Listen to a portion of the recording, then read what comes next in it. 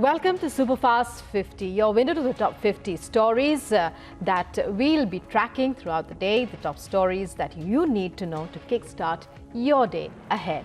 Let's begin. I'm Rukma with you. Controversial statement by Congress leader D.K. Shivakumar, who while speaking to the media asked why the Mangaluru bomber was being labelled a terrorist.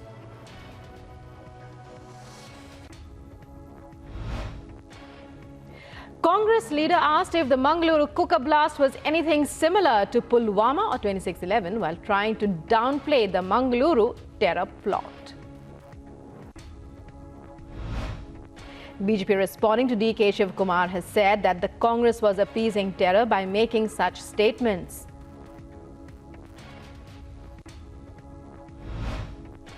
DNA extracted from bone pieces recovered in the Mehrauli forest area by Delhi police in connection with grisly Shraddha Walkar murder case matches samples of her father.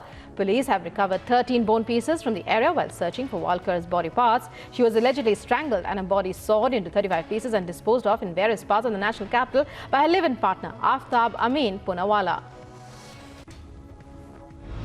More questions are being raised over law and order situation in Punjab with the free rein given to Amritpal Singh, the pro-Khalistani activist. 2 days ago, we see a video showing him in a gurdwara, his supporters burning down chairs and tables while carrying arms. BJP leader Captain Amarinder has warned the Bhagwant Mann government, saying that things were headed south. As far as law and order in Punjab was concerned, he added that Punjab was headed towards a Bhrindanwale-type moment. After Bihar's HOOCH tragedy toll climbed to 26, Chief Minister NITISH Kumar on Thursday warned that if people drink spurious liquor, they will die. The Chief Minister's blunt comments came as his policy of prohibition came under attack from many quarters, including from his former political strategist turned activist Prashant Kishore, who demanded scrapping of the prohibition law. While the opposition BJP continued to create a ruckus inside the assembly for the second consecutive day over the Saran HOOCH tragedy, the CPI-ML Liberation, which supports the Mahagathbandhan government, staged a demonstration outside before the commencement of proceedings demanding a review of draconian provisions of the prohibition law and monetary compensation to the bereaved family members in the HOOCH tragedy case. Anti-government slogans by BJP MLAs greeted the Chief Minister when he reached the Assembly. The party, which has an axe to grind against the JDU leader, who abruptly snapped ties in August, tried to disrupt proceedings with many of its members entering the well, carrying placards and posters and raising slogans. They even went to Chapra, claiming that the deaths were being under-reported.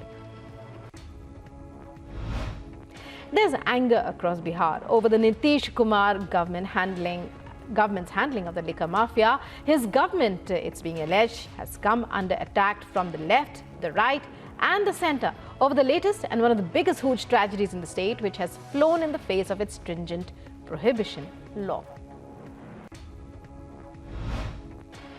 The Indian Air Force began its 2-day consolidated training exercise in the northeast in a bid to examine the combat capability and military preparedness of aircraft in the region. The exercise comes in connection with the face-off between Indian and Chinese troops that took place in Arunachal Pradesh's Tawang sector.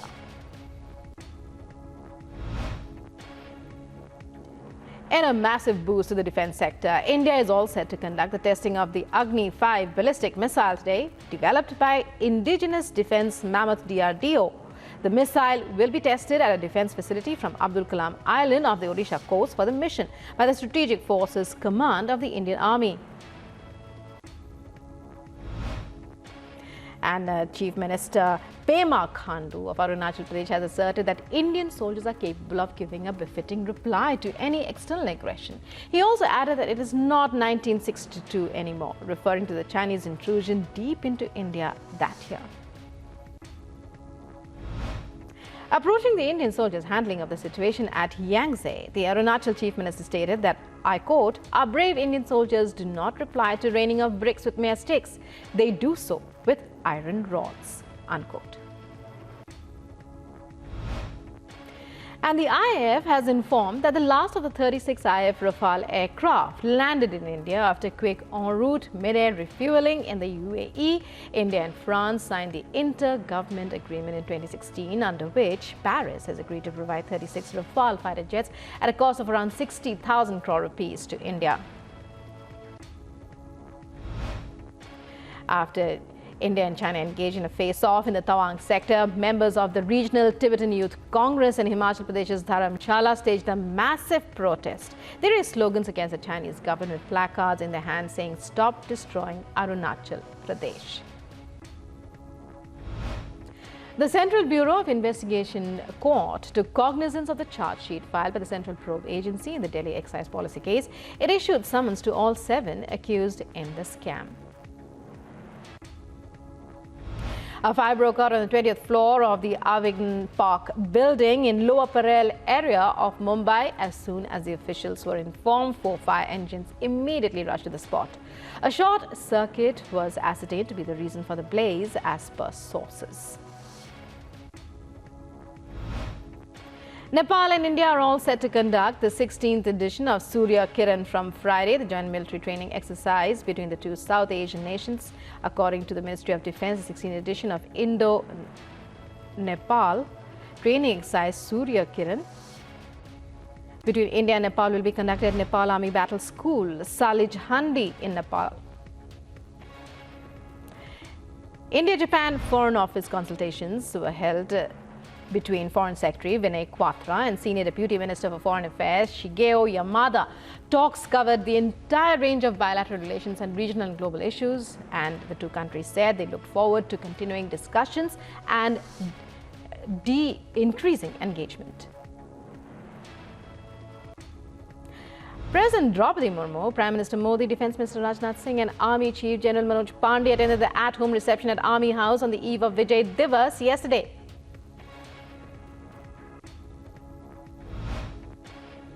And Delhi police have issued a notice to Flipkart in connection with the acid attack on a 17-year-old girl in Dwarka after the accused had reportedly bought the acid through the e-commerce platform Flipkart. Yesterday, the Delhi Commission for Women wrote to the chief executive officers of Amazon and Flipkart in connection with the acid attack on the 17-year-old girl in Dwarka, seeking the reason for the availability of acid on the e-shopping platforms. Union Home Minister Amit Shah attended a program to mark Pramukh Swami Maharaj Shatabdi Mahotsav in Ahmedabad. Gangster turned politician Mukhtar Ansari was convicted on Thursday in another case and sentenced to 10 years imprisonment under the UP Gangsters Act. Testimony, debate and cross-examination of 11 witnesses were completed in the 5 gang charges against the former MLA. And the stations of Chhattisgarh, Raipur, Bilaspur and Durg are on course to become super specialty stations. According to Raipur DRM Sanjeev Kumar, the 3 railway stations at Bilaspur, Raipur and Durg have been selected by the Southeast Central Railway to be developed into high-tech railway stations.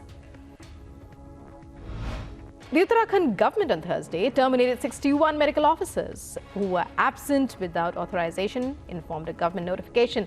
The officers were posted in Provincial Medical and Health Services, PMHS, while 43 of them are non-bonded and 18 are bonded. West Bengal Chief Minister Mamata Banerjee on Thursday demanded that veteran actor Amitabh Bachchan should be honoured with the Bharat Ratna for his contribution to Indian cinema. While addressing the inaugural ceremony of the 28th International Kolkata Film Festival, she demanded that the veteran actor should be awarded with the highest civilian award of the country. And a number of persons were injured in a chemical explosion at a dump yard in Hyderabad on Thursday. A 45-year-old man and his 15-year-old son were hurt as a bottle of thinner left close at the site exploded. According to officials, a bottle of thinner exploded in the dump yard. Police say that a 45-year-old man and his 15-year-old son were hurt in the explosion. Airport officials on Thursday recovered gold worth 14,19,860 from a passenger at Jaipur International Airport. The gold weighed around 254 grams as per reports. The recovery was made from a passenger's shoe where the gold was kept concealed. Further details are awaited. A 12-year-old boy was allegedly raped by an ulema of a madrasa in the capital. The accused, Mohammad Isran, is absconding and teams of police are on the lookout. Police have filed an FIR on the POCSO Act and 377 and various sections of the IPC. The accused committed the unnatural sex act with the victim several times after sedating him. That's what police are saying. Ukraine's President Volodymyr Zelensky addressed the European Council on Thursday, urging member states to help Ukraine in withstanding Russian aggression. Zelensky said the upcoming 6 months will be crucial in its conflict with Russia and strong external support will play a decisive role. Zelensky also urged European countries to maintain the energy supply to Ukraine. Pakistani authorities on Thursday said that 1 person was killed and 11 were wounded when Afghan Taliban forces fired mortars towards civilians near the southwestern Chaman border crossing, reflecting increasing tension between the neighboring nations. A week after China eased COVID-19 containment measures, the country's healthcare is uncertain. Beijing has tripled the number of fever clinics to over 300, and those visited by Associated Press journalists were generally calm and orderly with few indications of overcrowding. Pope Francis on Wednesday called for a humble Christmas this year with savings from reduced spending on gifts donated to help those suffering in Ukraine.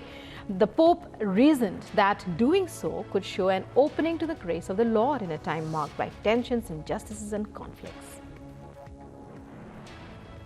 Former tennis great Boris Becker has been freed from prison in the UK. He now faces deportation from the country after serving just 8 months of a 2.5-year sentence for hiding substantial assets and loans in an effort to avoid paying his debts.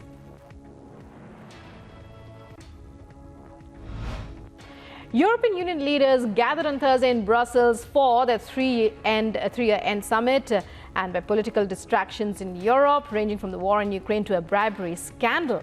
Along with seeking out new energy sources abroad and at home, the EU is weighing devoting extra funds to help businesses in Europe. And the zoo at Vienna experienced its first snow, with Arctic animals enjoying the plummeting temperatures. A pack of Arctic wolves have changed their fur color to white, including the young animals, which not long ago were completely brown, said animal keeper Paul Wagner. Ukrainian soldiers and a United States national living in Ukraine have been released in the latest prisoner swap with Russia. In a telegram post, the head of the Ukraine presidential office, Andriy Yermak, identified the U.S. citizen who helped our people as Suedi Murekezi. The head of the European Union's Parliament, Roberta Metsola, on Thursday said a corruption and bribery scandal involving several lawmakers was a blow to democracy and vowed to restore the institution's credibility. Russia's foreign ministry spokesperson Maria Zakharova warned that if the United States confirms reports that it plans to deliver sophisticated air defense missiles to Ukraine, it would mark another provocative move by the U.S. that could prompt a response from Moscow. Ice sculptures of Russian soldiers appeared on the central square of Chit ahead of New Year holidays. One local said he felt good about the sculptures of Russian soldiers, saying it supports the spirit of patriotism.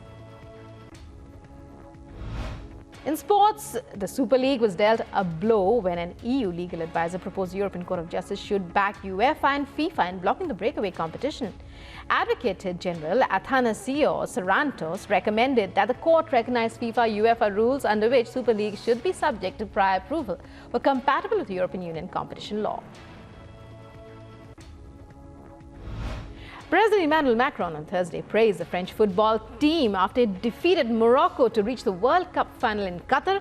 France beat Morocco 2-0 to reach the World Cup final against Argentina in a historic match between the defending champion and Africa's first ever semi-finalist. And crowds in Paris and other French cities erupted as France advanced the World Cup final. Football fans streamed to the Champs-Élysées Avenue in Paris, setting off firecrackers and red flares to an unending chorus of honking cars. And mourning a 2-0 loss to France, Moroccan fans remain proud of their team, the first African team to reach the semi-finals. Morocco has been widely lauded for breaking ground for Africa and generated an outpouring of pride among Arab nations included after topping a group containing Croatia and Belgium and eliminating 2 more European powers, Spain and Portugal, in the knockout stage. Residents in the city of Rosario, where Argentine soccer star Lionel Messi was born, have high hopes that he will return to the country with the World Cup trophy. Messi's Argentina will play against France on Sunday for the FIFA World Cup finals. Meanwhile, Portugal's Cristiano Ronaldo has resumed his training at his previous club's training ground amidst a search for a new club. The forward worked out by himself at Real Madrid's Valdebebas training facility as he gets ready to make a decision about his future. Pakistan fielded a full-strength squad in preparation for the third test against England at the National Bank Cricket Arena. Pakistan's players were fired up as they arrived for their first training session in the city after losing the test series in Multan earlier in the week 2-0. Pakistan opener Imam-ul-Haq said on Thursday that despite having already lost the series against England, the third and final test in Karachi, which begins on Saturday, will be important preparation for the upcoming series against New Zealand. Pakistan were beaten in the first 2 tests in Rawalpindi and Multan, but the Imam says he is confident that warmer conditions in Karachi will be to the home side's advantage. Useful knocks from Ravi Chandran Ashwin and Kuldeep Yadav down the order and fiery spells from pacer Mohammad Siraj and spinner Kuldeep Yadav put India in the driver's seat at the end of day 2 of the first test against Bangladesh at Chattogram on Thursday, with the scoreboard reading 133 for 8 for the hosts in their first innings. And finally, Kane Williamson has stepped down as captain of the New Zealand Test side, but will remain in charge of the one-day international and T20 teams. The 32-year-old specialist batsman was appointed to the role in 2016 and supported New Zealand to victory in the World Test Championship in 2021 when they beat India in England. And with that, it's a wrap on this edition of the Top 50 Stories, Superfast 50 here on Republic. But news and updates continue. Stay tuned. Keep watching Republic TV.